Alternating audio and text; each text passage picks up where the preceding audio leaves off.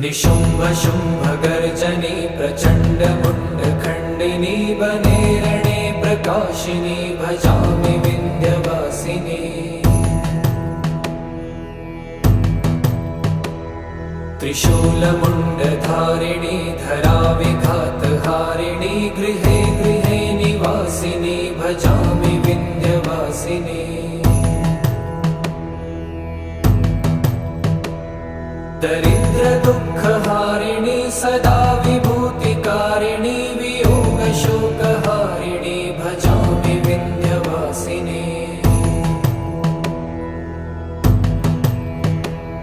लसत्सुलोललोचनं लतासनं वरप्रदं कपालशूलधारिणी भजामि Vindhyavasini.